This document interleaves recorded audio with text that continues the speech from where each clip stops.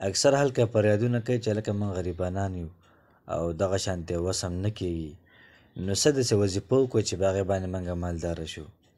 نو هغوی له پکار ده چې کله کور ته روزانه ننوځي صرف 3 کارونه د کوي، انشاءالله العزیز الله پاک به یې مالداره کړي په یو هفته کې.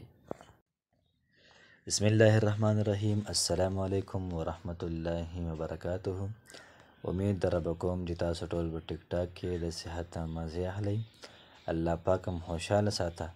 الله پاک دې موږ او تاسو د مخلوق د محتاجۍ نه وساتي. الله پاک دې موږ او تاسو ټول د خپل ذات محتاجه کړي. محترمو، کله کله انسان دعا کوي او کله انسان وظیفه کوي. انسان کله نوافل کوي، کله د منځونه کوي. نو کله کله دا سیز اثر ډیر زر وکړي او کله کله اثر دا ونه کړي. نو چې کله وظیفه اثر ونه کړي یا موږ دعا کوو دعا اثر ونه کړي یا موږ 2-3 رکعاته نفل وکړو، سورت یاسین ختم وکړو، د قرآن ختم وکړو، دا اثر ونه کړي، نو بیا موږ هېڅ مایوسه شو. نو موږ مایوسه شو، نه به وظایف کوو، نه به ذکر کوو، نه به سبق وایو، نه به دیني نور څومره کارونه دي هغه موږ کوو. نو الله پاک قرآن کې موږ تاسو ته وایي لا تقنطوا من رحمت الله، تاسو د الله پاک د رحمت نه مایوسه کېږئ مه. نو دا هر څه به موږ کوو، ذکر به موږ کوو، دغه شان تلاوت به کوو، نوافل به کوو، دعاګانې به کوو. الله پاک کله کله داسې زر قبول کړي او کله کله زما او ستا وظیفه، زما او ستا ذکر، سبق، نوافل او دعاګانې دا قبول نه کړي. د هغې د شاته یو خبره وي، نو چې کله الله پاک دا قبول نه کړي نو د هغې په ځای باندې په تا باندې یو مصیبت را روان دی. نو هغه مصیبت دی الله پاک تا نه ختم کړي او دغه دعا دله قبوله نه کړي. نو د دعا محترمو ډېر زیات اثر دی، د وظایفو ډېر زیات اثر. خو کله کله کار ونه کړي نو مایوسه کېدل دا نه دي په کار. فرمایي چې کله د قیامت ورځ شي الله پاک به انسان عملنامه ورکړي چې دا عملنامه واله. نو انسان چې کله عملنامې ته وګوري په هغې کې حجونه وي، په هغې کې جهاد وي، په هغې کې غټ غټ ثوابونه پکې، د انسان به الله پاک ته وایي چې پروردګاره دا څنګه چل دی، دا خو ما نه دي کړي.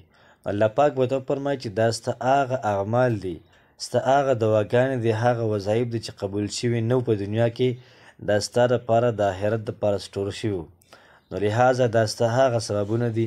انسان به څه وایي، ای پروردګاره په دنیا کې چې زما یو وظیفه نه وی قبوله شوې، زما یوه دعا نه وی قبوله شوې، ټول آخرت تباره دا سټور شوی وی.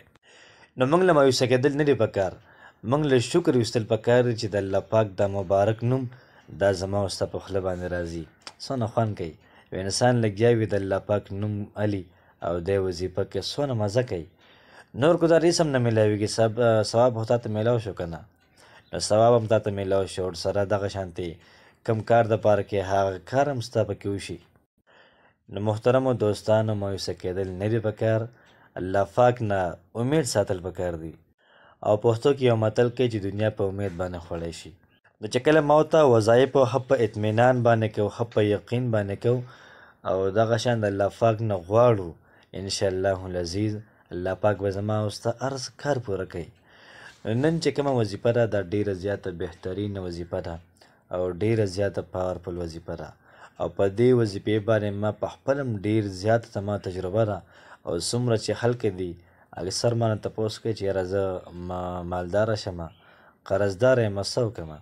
نو چې دا وظیفه موږ چاته هم ښودلې ده، هفته پس راځي او تاسو یقین وکړئ خوشحالې دواګانې کوي. نو دا وظیفه دا چې کله موږ ځو کور ته، نو په دغه ټایم کې یو 3 کارونه دي چې ما ورته دغه 3 کارونه کله پوره کړل، انشاءالله العزیز زما او ستا وظایف به دا کار هم کوي او ما ورته به په یو هفته کې دا مالداره شو. خو لیکن د دې وظیفې شرایط دا دي چې ما ورته به مونځ پابندۍ سره کوو او ورسره به د قرآن تلاوت دا پابندۍ سره کوو. نو زه د وظیفې طرف ته چې کله ما ورته ځو او ننوځو کور ته، نو چې کله په ګیټ باندې وردننه شو نو دعا ووایو. کومه دعا چې د ویلو ده د کور د داخلېدو کومه دعا ده دقه دعا ووایو. اللهم انی اسألک خیر المولج و خیر المخرج، بسم الله ولجنا وبسم الله خرجنا وعلى الله ربنا توکلنا. یا دا دعا ووایو، که دا چاله نه ورځي بسم الله اعوذ بالله من الشیطان الرجیم بسم الله الرحمن الرحیم دا دعا به ووایو. نو چې کله دننه شو کور ته نو هغې نه ډومبیا به داسې وکړو چې ډومبیا به سلام واچو، السلام علیکم ورحمت الله وبرکاته. نو څومره چې هلکه کور کې وي نو تاسو له سلام جواب درکړي. که کور کې څوک نه وي په تش کور باندې السلام علیکم ورحمت الله وبرکاته ما ته سلام واچو. بیا د هغې نه بعد به یو پیره درود شریف ووایو او دغه شانتې یو پیره به قل هو الله احد ووایو. انشاءالله العزیز تاسو په دې باندې ټرای وکئ، انشاءالله چې یو هفته کې به تاسو مالداره شئ. نو کوشش به دا کوو چې ما ورته دا کار د ثواب په نیت باندې کوو، چېرې دا ذکر د الله پاک کومه او ښه طریقه ده نو ثواب په نیت باندې به کومه، انشاءالله العزیز ثواب هم موږ تاسو ته میلاویږي. او چې کوم مقصد دپاره کوو دغه مقصد هم الله پاک پوره کوي. الله پاک تاسو ټول ډېر زیات خوشحاله کړي. السلام علیکم ورحمت الله وبرکاته.